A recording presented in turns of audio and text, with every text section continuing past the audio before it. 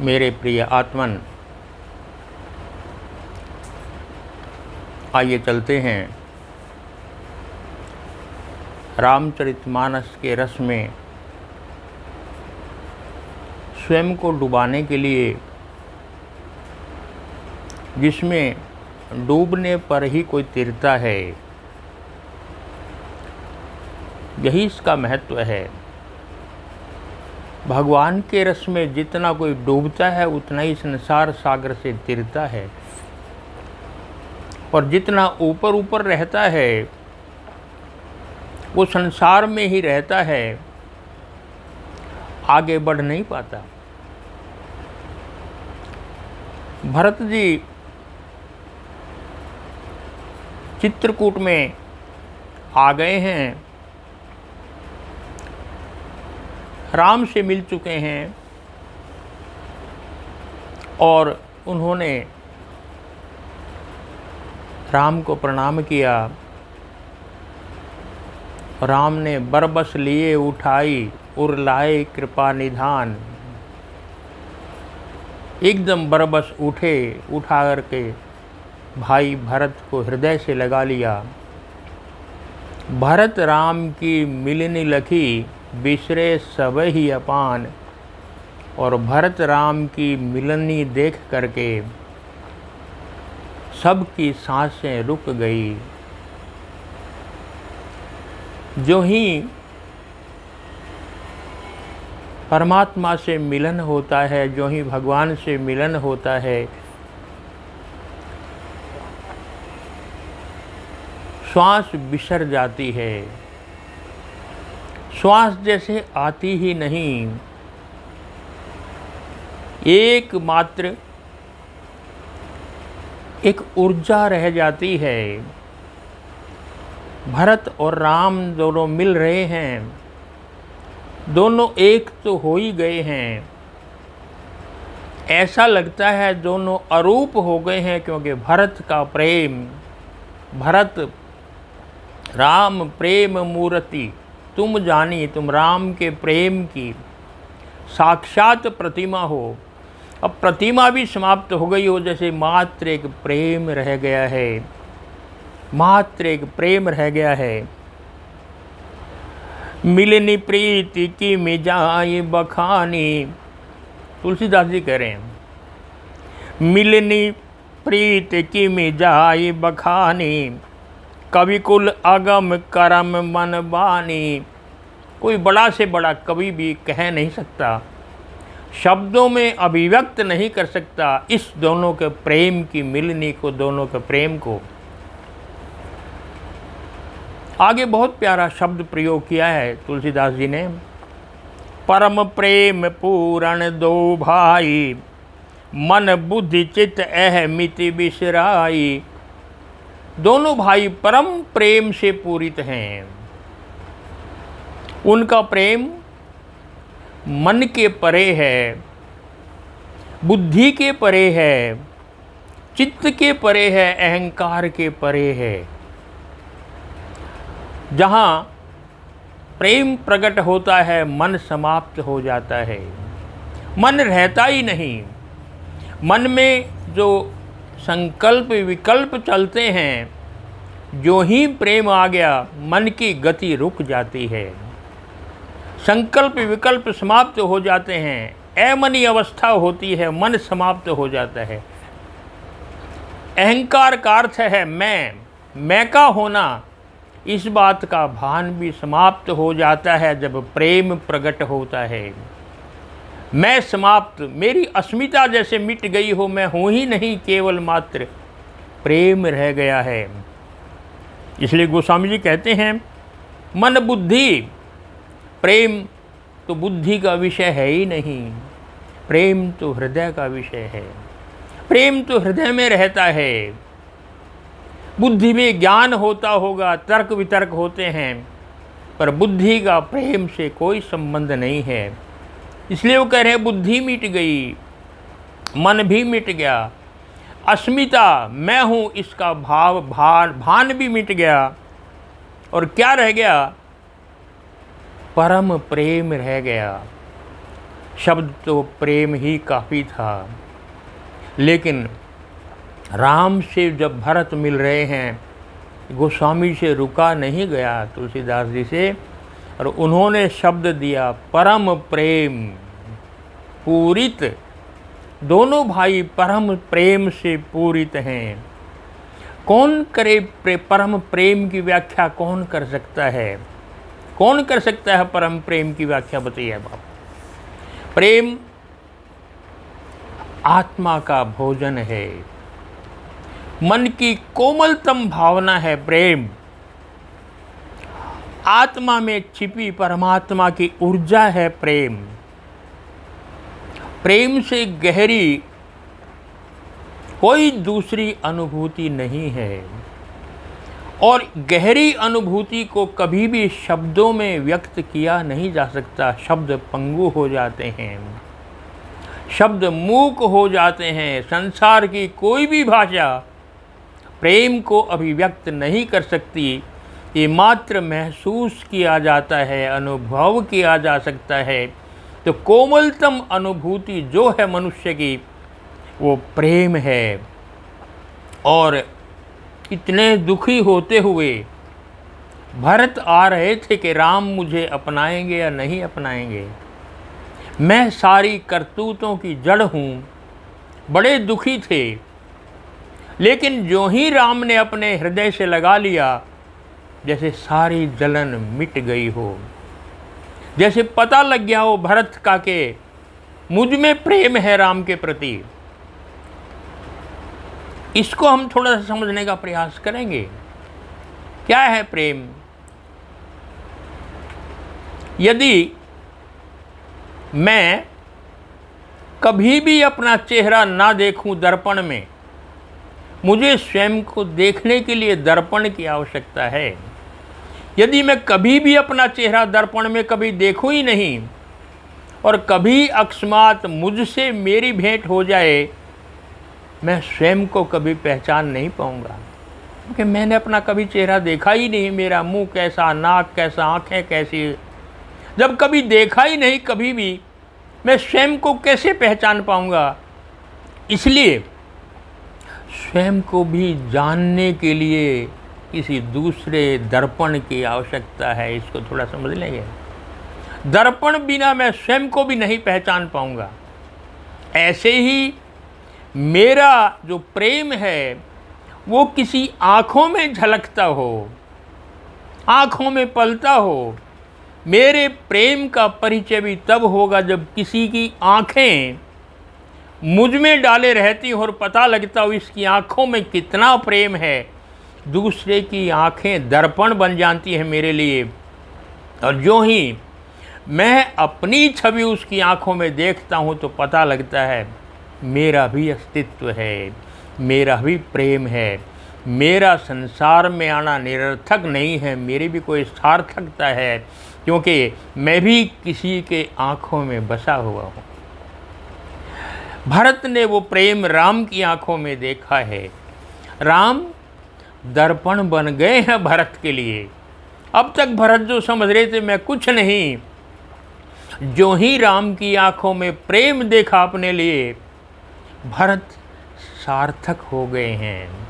भरत का मूल्य हो गया है, भरत अनमोल हो गए हैं। राम की आंखों में किसी की छवि बसती हो, अब आप समझते हैं भरत को कितना आनंद आया होगा। राम की आंखें दर्पण बन गई हैं भरत के प्रेम को प्रकट करने के लिए। अब भरत की जलनी मिटी है। तो बार बार कह रहे थे जिये की जरनी न जाई, मेरे जिया की जलन कैसे जा सकती है? राम पता नहीं अपनाएंगे या नहीं अपनाएंगे। इसलिए राम की आँखों में भरत ने अपनी छवि देखी, ये बहुत आवश्यक होता है। जब तक नहीं मिलता प्रेमास्पद, तब तक दुखी होते हैं हम बहुत ज़्यादा। मीरा भी यही कहती है, थाने नहीं बिसारूं दिन राती, मारो जन्म मरण को साथी। मारा तो जन्म मरण का साथी है कृष्ण तू, तुम्हें कैसे बिसार सकता हूँ मैं? और सखी मेरी नींद नसानी हो, मेरी नींद खत्म हो गई है, यही तो भरत कहते थे। भूख न वासर नींद न राती, न दिन में भूख लगती है न रात को नींद आती है। मीरा भी यही कहती है, सखी मेरी नींद नसानी हो, पिए को पंथ निहारत सिगरी रात बिहानी हो। सारी रात बीत गई पिया की राह देखते देखते, नींद कहाँ से आएगी, मेरा मन तो पिया में पड़ा हुआ है। यही बात भरत कहते हैं।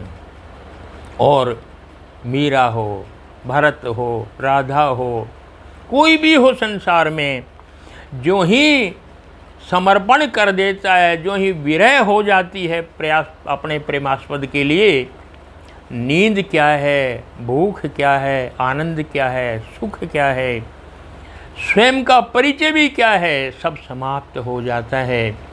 और मिलता पता तभी चलता है अपना परिचय भी, जब प्रेमास्पद की आँखों में हम अपनी मूर्ति देख लेते हैं, तब स्वयं से परिचय होता है। वही बात यहाँ गोस्वामी जी ने बड़ा प्यारा शब्द प्रयोग किया है, परम प्रेम पूर्ण दो भाई। दोनों भाई परम प्रेम से परिपूर्ण हैं। प्रेम मात्र रह गया है, बाकी सब समाप्त हो गया है। ऐसी स्थिति में मिली सपेम रिपुसूदन ही। अब भरत मिल चुके हैं खूब राम से, भाई रिपुसूदन भी तो हैं। भरत मिली सप्रेम रिपुसूदन ही, केवट भेटे हु राम, भूरी भाई भेटे भरत, लक्ष्मण करत प्रणाम। भाई रिपुसूदन मिले, फिर लक्ष्मण ने भरत को प्रणाम किया। एक दूसरे से मुलाकात हो रही है और जितने भी आए हैं उनके साथ तो सारी माताएं हैं, गुरुजी हैं, प्रजा है, सबको मिलना है। ऐसी अवस्था में एक एक करके सब धीरे धीरे मिल रहे हैं। सानुज भरत उमगी अनुरागा, और धरि सिर सिय पद पदुम परागा। भाई शत्रुघ्न और भरत ने जो ही सीता को देखा, उनके चरणों में झुक गए और उनकी चरण रज लेकर के अपने सर पर लगा दी। ऐसा लगा सीता जी ही मिल गई हों। और पुनि पुनि करत प्रणाम उठाए, सिर कर कमल परसि बैठाए। सीता जी ने भी अपना पुत्र समझ करके दोनों भाइयों को उठा लिया, अपने हृदय से लगा लिया, उनके सर पर हाथ रखा, जैसे सांत्वना दी हो। दुखी ना हो भरत, दुखी ना हो रिपुसूदन, हम आपके साथ हैं। सियसी दीनी मन माही, मगन स्नेह देह सुधि नाही। देह की सुधि नहीं है दोनों को, सबको मिलते हुए, जो ही मिलते हैं। इसलिए सीता ने मन ही मन आशीर्वाद दिया। और सा सब विधि सानुकूल लख सीता, बेनिशोच उर अपढर बीता। जो ही देखा सीता जी नाराज नहीं है मुझसे, सीता जी मेरे अनुकूल हैं। जो ही ऐसा देखा तो मन में को जो भय था, जो संकोच था, वो मिट गया भरत के मन से। को किछु कह ही न को कुछ पूछा, प्रेम भरा मन निज गति छूछा। सब प्रेम से भरे हुए हैं, और जो ही प्रेम के भावों का आधिक्य होता है तो वाणी मूक हो जाती है, वाणी शांत हो जाती है, मौन हो जाती है, मात्र प्रेम रह जाता है। क्योंकि प्रेम की इतनी बाढ़ आती है कि उसमें सारे शब्द, सारी भाषा बह जाती है। इसलिए कोई किसी से ना कुछ कह रहा है, ना कुछ पूछ रहा है। कोई किछु कह ही न को किछु पूछा, कुछ नहीं पूछते, बस आपस में मिले हुए हैं। प्रेम की धारा बह रही है, क्या रखा है शब्दों में, शब्दों की आवश्यकता भी नहीं होती। प्रेम जब बहता है तो दूसरे को भी महसूस होता है। ऐसी अवस्था में सामने अब गुरुजी भी सामने हैं, गुरु वशिष्ठ भी तो सामने आए हैं। गुरहि देखि सानुज अनुरागे, और दंड प्रणाम करत प्रभु लागे। मुनिवर धाई दिए लिए उरलाई, प्रेम उमगी भेंटे दो भाई। भाग करके गुरु जी के चरणों में दोनों भाई गिरे, भरत और शत्रुघ्न, और दंडवत प्रणाम जो ही करने लगे, मुनि ने तुरंत भाग करके उठा लिया, अपने उर लाई अपने हृदय से लगा लिया, और फिर प्रेम में मगन हो गए। यानी जैसे प्रेम की एक धारा बह रही है, सब उसमें डूब गए हैं। कोई पार उतरना नहीं चाहता, प्रेम में डुबकी लगाना चाहते हैं, डूबना चाहते हैं। जैसे प्रेम उमगी, प्रेम की उमंग इतनी है कि उसमें सब के सब खो जाते हैं, शब्दों की आवश्यकता नहीं है। बहुत देर तक गले लगाए रहे गुरु वशिष्ठ जी दोनों भाइयों को। उसके बाद अब केवट आते हैं, जिन्होंने राम सीता लक्ष्मण को गंगा के पार उतारा था। वो तब जैसे घर के ही आदमी हो गए हैं। उसके पश्चात भी उस समय की अवस्था देखेंगे आप। गोस्वामी जी ने कमाल कर रखा बोलने में, प्रेम पुलक केवट कही नामू, कीन है दूरी ते दंड प्रणामू। राम सखा ऋषि बर बसु भेंटा, जनु मही लुटत स्नेह समेटा। प्रेम पुलक केवट कही नामू। दूर से ही केवट ने कहा मैं केवट हूँ। यानी केवट की हिम्मत नहीं हुई गुरु वशिष्ठ के पास जाने की। करहीं दूरी ते दंड प्रणाम, दूर से दंड प्रणाम किया। ये सोचा कहाँ मैं केवट नीच जाति का छोटा सा आदमी हूँ मैं, और कहाँ अयोध्या के राजगुरु गुरु वशिष्ठ, मैं कहाँ वो कहाँ।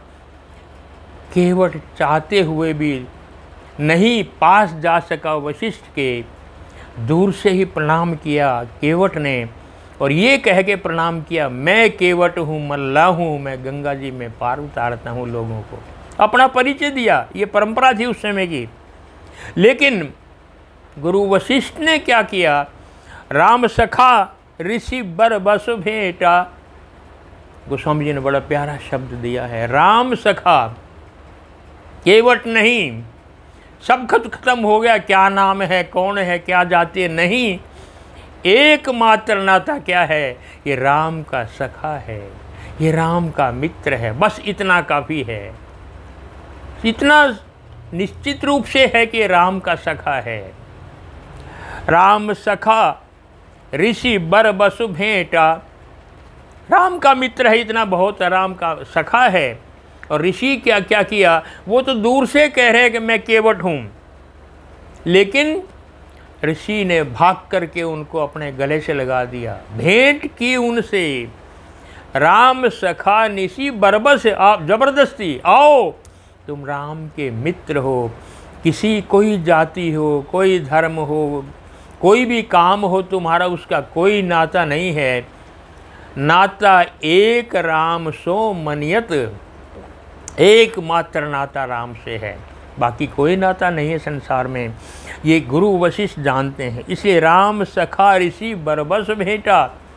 और महाकवि तुलसीदास जी एक और बड़ा प्यारी पंक्ति लिख रहे हैं, जनु मही लुटत स्नेह समेटा। जैसे प्रेम जमीन में बिखर रहा हो, लुट रहा हो, जनु मही लुटत, मही पृथ्वी, जनु मही लुटत स्नेह समेटा। जैसे धरती में स्नेह, धरती में प्रेम बिखर रहा हो, लुट रहा हो, और ऋषि मुनि वशिष्ठ ने जा कर के उसको समेट लिया हो, अपने हृदय से लगा लिया।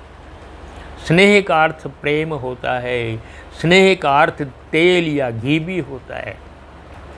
जैसे तेल जमीन में बिखरा पड़ता हो तो फिर काम नहीं आता, लेकिन मुनि वशिष्ठ ने उसको जैसे बिखरने नहीं दिया हो, ऊपर ऊपर समेट लिया हो। स्नेह माने चिकनाई, प्रेम की चिकनाई। तो वो प्रेम जो धरती में लुंठित हो रहा था, बिखर रहा था, मुनि वशिष्ठ ने उसको भाग करके समेट लिया। अरे प्रेम बिखरने की आवश्यकता नहीं, वो तो समेटने की चीज़ है। मुनि वशिष्ठ जानते हैं। सानुज मिली, अब सब मिलना चाहते हैं, मिल के छोड़ना नहीं चाहते। इतने सारे सैनिक भी आए हैं, पूरे नगरवासी आए हैं, माताएं हैं सारी, सब की सब। अब राम ये सोचें कि वो तो केवल अपने राज परिवार के लोगों से मिल रहे हैं, माताओं से, ऋषि से, भाइयों से, हमारा क्या होगा। राम तो राम हैं और राम तो जानते हैं क्या किया राम ने। सानुज मिली पल महु सब काहू, कीन दूरी दुसु दारुण दाहु, यह बड़ी बात राम कह नाही, जिमि घट कोटि एक रवि माही। एक क्षण में, एक ही पल में, उसी समय में राम सबको मिल लिए। एक पल में राम ने हजारों आदमियों से तुरंत भेंट कर दी उसी क्षण में। गोस्वामी जी कहते हैं संभव कैसे है ये। अरे राम के लिए क्या कठिन है। कीन दूरी सब हूँ दुरदुसाऊ, और यह बड़ी बात राम के नाही। ये कोई बड़ी बात थोड़े है राम के लिए। राम क्या है, कल्पना करो एक सूरज निकलता है और नीचे जितने भी करोड़ों गड्ढे होते हों, करोड़ों सरोवर हों, नदियां हों, सब में वही एक सूर्य की छवि दिखाई देती है। एक सूर्य करोड़ों जलाशयों में प्रतीत होता है निकला हुआ। जिमी घट कोटि एक रवि माही, करोड़ों घड़े हों लेकिन सब में पूरा का पूरा सूर्य दिखाई देगा। इसलिए कह रहे हैं राम तो भगवान हैं, परमात्मा हैं, उनके लिए भला ये क्या कठिन है। जो ही देखा सब मिलना चाहते हैं, सब लालायित हैं। राम एक पल में सबको मिल लिए और सबका जो दुसह दुख था, जो विरह वेदना थी, एक पल में सबकी वेदना दूर कर दी। पहले उनसे मिले और अब देखिए आगे फिर मिलना है। चलते हैं। प्रथम राम भेटी कई केई, सरल सुभाय भगति मति भेई। राम अपने परिवार के लोगों में सबसे पहले कैकेयी से मिले जाकर के। कैकेयी के मन में वेदना हो के मैंने वनवास दे दिया राम को मन में ना हो, लेकिन राम सबसे पहले कैकेयी से मिले हैं और सरल स्वभाव, बिल्कुल सरल स्वभाव से अपनी भक्ति से उनकी बुद्धि को भिगो दिया। जैसे यानी उनकी बुद्धि को भी जैसे प्रेम में रस कर दिया सारा। कैकेयी के मन में कोई म्लान ना रह जाए कि मेरे कारण से राम दुखी होंगे। और पग परिकीन प्रबोध बहोरी, काल कर्म विधि सिर धरि खोरी। हे माँ, तुम्हारा कोई दोष थोड़ा ही, विधाता ऐसा है, काल ऐसा है, समय ऐसा है। काल कर्म विधि सर, उनके सर डल दिया, आपने थोड़े कुछ किया है। माँ, तुम मन में क्यों ग्लानि पाले हुए हो। सबसे पहले कैकेयी से भेंट करी और उसके बाद औरों से फिर बाद में मिले। भेंट रघुवर मातु सब करि प्रबोध परितोषी। सारी माताओं से भेंट की। माँ सुमित्रा से मिले। सुमित्रा के बाद पुनि जननी चरणनि दो भ्राता, और परे प्रेम व्याकुल सब गाता। पहले आशीर्वाद लिया माँ सुमित्रा से। गही पद लगे सुमित्रा अंका, जनु भेंट संपत्ति अतिरंका। जैसे किसी बहुत रंक आदमी को, किसी भिखारी को बहुत बड़ी संपत्ति का खजाना मिल गया हो। सुमित्रा से मिल करके ऐसा लगा। और जब दोनों माताओं से मिल लिए, अंत में राम ने अपनी माँ कौशल्या से भेंट करी। पुनि जननी चरण ही, दोनों भ्राता राम और लक्ष्मण फिर कौशल्या के चरणों में गिर गए और गिर करके उनसे आशीर्वाद प्राप्त किया। लागी लागी पग सब अनिसिय, भेंटति अति अनुराग। हृदय असी सही प्रेम बस, रैयऊ भरी सुहाग। अब सीता जी सारी माताओं को मिलती है, उनके चरणों में गिरती है और गिर करके सबसे आशीर्वाद प्राप्त करती है। और नारी का एक ही सबसे बड़ा आशीर्वाद रहता है, तुम्हारा सुहाग बना रहे, तुम्हारा सौभाग्य बना रहे। सब आशीष देती हैं उनको और इस तरह से आनंदित हैं। गोस्वामी जी और भी कहीं ले गए हैं। क्या इतना ही है कि नहीं, और भी तो लोग हैं वहाँ के कोल किरात जो वहाँ रहते हैं, आदिवासी जंगलों में रहने वाले, उनकी स्थिति क्या है। गोस्वामी जी ने बहुत सुंदर वर्णन किया है।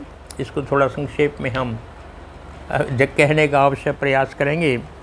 कोल किरात भिल्ल बनवासी, मधुसूचि सुंदर स्वाद सुधासी, भरी भरी पर्ण पुटी रुचि रूरी, कंदमूल फल अंकुर जूरी, और सब ही देहि करी विनय प्रणामा, कही कही स्वाद भेद गुण नामा। कोल किरात भिल्ल वहाँ के जो वनवासी हैं, दोनों में भर भर के जो वहाँ कंदमूल फल हैं वो ले आए हैं। अनेक अनेक तरह के, कहीं बेर है, कहीं कंदमूल है, कहीं जामुन है, जो कुछ भी वहाँ होता हो वो फल लेकर के दोने भर भर के लाए हैं। और फिर स्वाद चखा रहे हैं, ज़रा देखो ये खट्टा है, ये मीठा है, ये ऐसा है, सबको बता रहे हैं, भेद सबका बता रहे हैं अलग अलग। और कहीं कहीं स्वाद भेद गुण नामा, इस फल का ये नाम है, इस फल का ऐसा स्वाद है। और प्रणाम कर रहे हैं सबको। देहि लोग बहु मोल न लेहि, जो अयोध्या वासी हैं उनको मोल देना चाहते हैं, ये लो पैसे इतने का दोना है, लेकिन वो मोल न लेहि, लेते नहीं हैं। फेरत राम दुहाई देहि, पैसे वापिस कर देते हैं। अरे राम की दुआही, राम की सौगंध, हमें क्या कर रहे हो आप? क्या हमें इतना भी सौभाग्य नहीं दोगे कि हम तुम्हारी इतनी सेवा कर सकें? और तो हम तुम्हारे कर भी क्या सकते हैं तुम्हारे लिए? अपने आप को बहुत छोटा समझते हैं। तुम प्रिय पाहुने, तुम हमारे मेहमान हो, हमारे अतिथि हो। प्रिय पाहुने, प्रिय अतिथि हो हमारे। तुम्हारे जैसे राजघरानों के लोगों ने बन में आए हो आप। सेवा जोग न भाग है हमारे, हमारे भाग्य कहाँ हैं जो हम आपकी सेवा कर सकें। देव काह हम तुम्हें गुसाई, ईंधन पात किरात मिताई। है देव, हम तुम्हें क्या दे सकते हैं भला? हम किस लायक हैं? हमारा तो नाता लकड़ी से, पत्तों से, वृक्षों से, इन्हीं से तो रहा। हम तो वन में रहते हैं, भला हम आपको क्या दे सकते हैं? बहुत गोस्वामी जी ने आश्चर्य कर दिया। मैं जब पुलकित होता हूँ तो इस चौपाई को बार बार पढ़ता हूँ। क्या कहते हैं, क्या कहते हैं? कोल बिल किरात बन के वासी, ये कहते हैं उनको, हम तुम्हारी क्या सेवा करें? यह हमारी अति बड़ सेवकाई, लेहिन बासन बसन चुराई। हमारी यही बहुत बड़ी सेवा है कि हम तुम्हारे बर्तन, तुम्हारे वस्त्र और जो तुम्हारे पास वो चुरा नहीं लेते। हमारा तो काम ही यही है। ये हमारी अति बड़ सेवकाई, इसको हमारी बहुत बड़ी सेवा समझ लीजिए कि लेहिन बासन, बासन माने बर्तन, बसन माने वस्त्र, लेहिन बासन बसन चुराई। हम तो चोरी करते हैं, हम तो ऐसा काम करते हैं, और हम आपके साथ ऐसा नहीं कर रहे हैं। हमारी तो यही बहुत बड़ी सेवा समझ लीजिए। भला कहाँ आप, कहाँ हम आपकी सेवा करने के योग्य हैं ही नहीं। पाप करत निसी वासर जाही, निसी वासर, रात दिन हमारी तो पाप करने में जाते हैं। नहीं पट कटी नहीं पेट अगाही, फिर भी ना हमारे तन पर वस्त्र पूरा होता है, ना हमारा पेट भरता है। हम तो जंगल में रह करके ऐसे रहते हैं, भला हम आपकी क्या सेवा करेंगे? लेकिन जब ते प्रभु पद पदुम निहारे, मिटे दुसह दुख दोष हमारे। लेकिन आश्चर्य होता है कि हम ऐसे लोग, जब से हमने राम के चरणों को देखा है, हमारे सारे दोष मिट गए हैं। ये अनुभव उनको भी होता है, ये अनुभव उनको भी होता है कि जब से हमने राम के चरण देखे हैं, राम के दर्शन किए हैं, हमारे सारे के सारे दोष मिट गए हैं। ऐसे भाव वहाँ के कोल की रातों के हैं। और अब भरत जी भेंट कर रहे हैं सबसे, जो मन की तड़पन है, जो जिस काम के लिए आए हैं, वो कहते हैं, बड़ा स्पष्ट कहते हैं कि ही विधि हो ही राम अभिषेको मोही अकलत उपाय न एको। चले वो सब ठीक है, मिल लिए, सारी बात होगी, पर भरत एक बार कह रहे हैं बार बार कि ही विधि हो ही राम अभिषेको, राम का अभिषेक कैसे हो। वास्तव में राजा तो वही हैं, सारी सामग्री लेकर के आए हैं राम का अभिषेक करने के लिए। अवश्य फिर ही गुरु आय सुमानी, सोच रहे हैं मन में मन, गुरु जी यदि आज्ञा दे दें कि राम वापिस जाओ तो वो जरूर चल पड़ेंगे। मुनि पुनि कहब राम रुचि जानी, पर मुनि कैसे कह देंगे, वो भी पहले राम के रुख को देखेंगे, राम क्या चाहते हैं, कहले उनके अनुकूल ही तो बानी कहेंगे। और मातु कहे बहुरी रघुराई, और मातु भी क्यों कहेंगी, राम जननी, आखिर राम की माँ है, तो जो राम चाहेंगे वो राम की माँ भी वही कहेंगे। मोहि अनुचर कर केतिक बाता, मैं दास, अनुचर माने दास, मैं अनुचर कर केतिक, और मेरे दास की तो बात ही क्या है। किस स्थिति में भरत अपने आप को मार रहे हैं अभी भी। मोहि अनुचर कर केतिक बाता, भला मेरी क्या बात है। तेहि में कुसुम वाम विधाता, और उस समय तो मेरा वक्त खराब चल रहा है, विधाता मेरे वाम है, मेरे उल्टे हो गए हैं, इसलिए ये कैसे हो सकता है कि राम का अभिषेक कैसे हो। बोले मुनिवर समय समाना, सुनहु सभासद भरत भुआना, धर्म धुरीन भानुकुल भानु, राजा राम स्वबस भगवानु। अब गुरु वशिष्ठ बोले समय जान करके, देखो भाई, अब भरत जी जिस काम के लिए आए हैं उसकी थोड़ी चर्चा कर ले। क्या है, सब कहें सुखद राम अभिषेकु, और मंगल मोद मूल मग एकु, के ही विधि अवध चल ही रघुराई, कहें उस समुझ सोई करिए उपाय। कैसे राम वापिस अयोध्या में चले जाएं, इसका कोई उपाय करना चाहिए। सबके लिए सुखद वही है कि राम का अभिषेक हो, सब सुखी इसी में है, राम अयोध्या जाएं, राजा बन जाएं, सब यही चाहते हैं। लेकिन हो कैसे, उतरने आवे लोग भय भोरे, तब सिर नाई भरत कर जोरे। सब शांत हैं, गुरुजी ने कह दिया कोई उपाय करो, पर सब शांत हैं, कोई कुछ नहीं बोलता। अब भरत जी से ही पूछा, भरत बताओ ना क्या करूं। सब शांत हैं। फिर हाथ जोड़ करके भरत जी ने कुछ कहा, ये कहा, बूझिए मोहि उपाय अब, सो सब मोर अभाग, सुनि स्नेह मैं बचन गुर, उर उमगा अनुराग। मुझसे पूछते हो, ये मेरा सबसे बड़ा दुर्भाग्य है कि मैं क्या बताऊंगा। भरत जी कह रहे हैं मैं क्या बताऊंगा। जब सब शांत हो गए, भरत जी ने भी मना कर दिया, फिर गुरु जी को कुछ बोलना पड़ा। और गुरु जी क्या बोले, सकु चहु तात कहत एक बाता, अवध अरध अरध अरध तजिए, बुध सर बस जाता।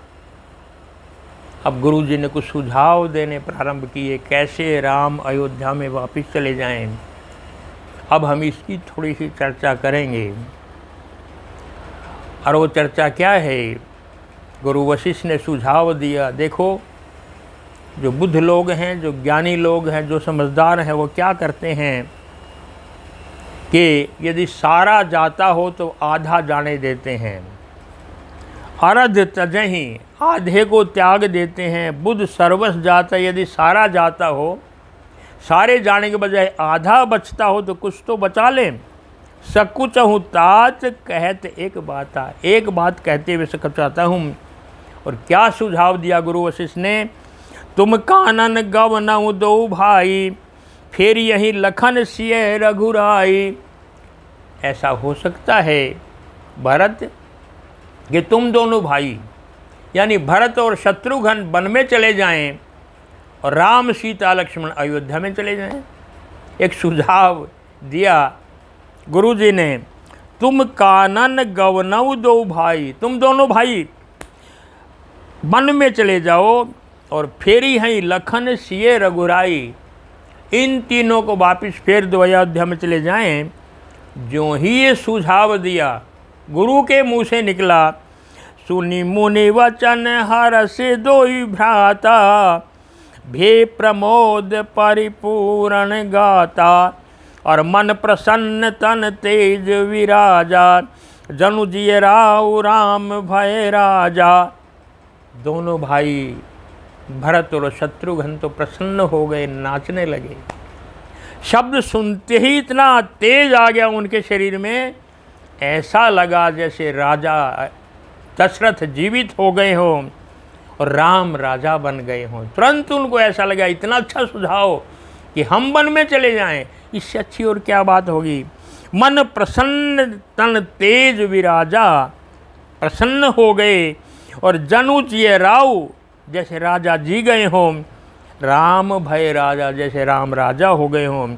और बहुत लाभ लोगन लघुहानि, सम दुख सुख सब रोवहि रानी।